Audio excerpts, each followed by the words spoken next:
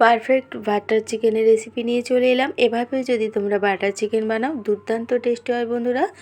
বাড়িতেই তোমরা খুব সহজেই বানিয়ে নিতে পারো বাটার চিকেন। আর এই রেসিপির সাথে নান, রুটি, পরোটা অসাধারণ লাগে। নমস্কার বন্ধুরা, আশা করি সবাই খুব ভালো আছে। তৃপ্তির রান্নাঘরে সবাইকে আমন্ত্রণ রইল। এখানে দেখো বাটার চিকেন বানানোর জন্য আমি সলিড চিকেন নিয়েছি আর দুটো নিয়েছি লেগ পিস। বাটার চিকেন বানানোর জন্য সলিড চিকেনটাই বেশি ভালো হয়। আর আমি দুটো লেগ পিস নিয়েছি আর পরিমাণ মতো লবণ দিয়ে দিলাম, হাফ পাতিলেবুর রস, আদা রসুনের পেস্ট দিয়ে মাখিয়ে নেব। একটা পাত্রে কিছুটা তেল দিয়ে হাফ চামচ আমি কাশ্মীরি লঙ্কার গুঁড়ো দেবো। আর খুব সুন্দর একটা কালার আসে তেলের মধ্যে যদি কাশ্মীরি লঙ্কার গুঁড়ো দেওয়া হয়। পরিমাণ মতো লবণ, হাফ এখানে ছাই গরম মশলার গুঁড়ো আর দেবো কিছুটা কাসুরি মেথি।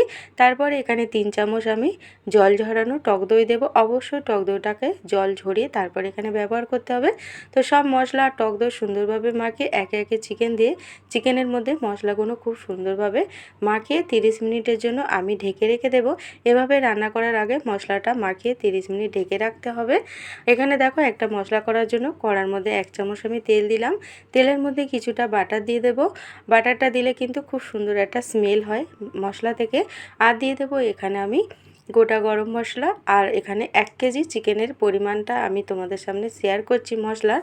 তো আমি এখানে 3টে বড় পেঁয়াজ দিয়েছি ছোট ছোট করে কেটে, 10 থেকে 12 কোয়া রসুন, আর দিয়ে দেবো 6-7টা কাঁচা লঙ্কা। আর এখানে দেবো 1 ইঞ্চি মতো আদা। তো আদাটা কিন্তু আমি কম ব্যবহার করছি এখানে। আর এখানে পেঁয়াজ আর রসুনটা আমি বেশি দিয়েছি। ঝালটা অবশ্যই তোমাদের পরিমাণ অনুযায়ী দেবে, যতটা তোমরা ঝাল খেতে চাও। আর দুটো বড় টমেটো আমি ছোট ছোট করে কেটে দিয়েছি। অল্প লবণও দিয়ে দেবো, তাতে করে পেঁয়াজ আর টমেটোটা তাড়াতাড়ি নরম হয়ে যাবে। তো পেঁয়াজ টমেটো গলে গেলে একটু নরম হয়ে গেলে তারপরে এখানে আমি মশলাটাও একবারে অ্যাড করে দেবো। আর এখানে কিছুটা আমি দেখো ধনেপাতার ডাঁটি দিয়েছি, তোমরা ধনেপাতাও দিতে পারো। আর এখানে 2 মুঠো কাজু বাদাম দিয়েছি। কাজু বাদামটা যত বেশি দেবে টেস্ট কিন্তু তত সুন্দর হয়। তো দেখো পেঁয়াজ টমেটো অনেকটাই নরম হয়ে গেছে। এখন আমি মশলা দিয়ে দেবো। হাফ চামচ লঙ্কার গুঁড়ো, 1 চামচ ধনিয়া গুঁড়ো, এখানে হলুদ গুঁড়ো, জিরের গুঁড়ো, আমি আর কোনো মশলা দেবো না। মশলা দিয়ে নাড়াচাড়া করে জল দিয়ে আমি 2 মিনিট ফুটিয়ে নিয়েছিলাম। তো ক্যামেরাটা অফ হয়ে গেছিলো, আমি বুঝতে পারিনি, তার জন্য আর দেখাতে পারলাম না, সরি বন্ধুরা। অবশ্যই মশলা দিয়ে আমি জল দিয়ে ফোটাতে হবে 2 মিনিট। তো তারপর ঠান্ডা করে মশলাটা পেস্ট করে নিতে হবে। আর এখানে দেখো কড়ার মধ্যে আমি কিছুটা তেল দিয়ে চিকেনগুলো একে একে দিয়ে গ্যাসের আঁচটাকে কমিয়ে ঢেকে রেখেছিলাম। তো চিকেন থেকে যে জলটা ছাড়বে সেই জলেই কিন্তু চিকেনটা সিদ্ধ হয়ে যাবে। জলটা শুকিয়ে গেলে তারপরে গ্যাসের আঁচটাকে বাড়িয়ে চিকেনগুলো উল্টে পাল্টে লাল লাল করে ভেজে নিতে হবে। আর বাটার চিকেনে যদি একটু পুড়িয়ে পুড়িয়ে ভেজে নাও, স্মেলটা কিন্তু খুবই সুন্দর হয়। তো তোমরা আশা করি দেখেই বুঝে গেছো আমি কিন্তু গ্যাসের আঁচটাকে বাড়িয়ে আর চিকেনগুলো একটু পুড়িয়ে পুড়িয়ে ভেজে নিচ্ছি। পারফেক্ট যদি তোমরা বাটার চিকেন বানাও এভাবে কিন্তু চিকেনগুলো একটু পুড়িয়ে নেবে। তো সব একইভাবে আমি ভেজে নিচ্ছি। এখন সব একটা পাত্রে রেখে কড়ার মধ্যে দিয়ে আমি শেষে কিছুটা বাটার দিয়ে চিকেনের মধ্যে নাড়াচাড়া করে নামিয়ে নেব। এতে করে চিকেনের মধ্যে স্মেলটা খুব সুন্দর হয়।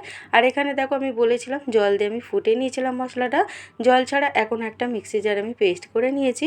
আর এই বাটার চিকেনের মশলাটা কিন্তু খুবই স্মুথ হয়, তার জন্য দেখো একটা ছাঁকনি দিয়ে আমি ছেঁকে নিয়েছি। আর ছাঁকনি যে অংশটা আছে আমি কিন্তু ফেলে দেব। এভাবে তোমরা অবশ্যই ছাঁকনি দিয়ে ছেঁকে তারপরে তোমরা ব্যবহার করবে মশলাটা, পেস্ট করা মশলাটা। আর এখানে 1 কাপ আমি একবারে জলও দিয়ে দিলাম, পরে কিন্তু আর জল দেব না।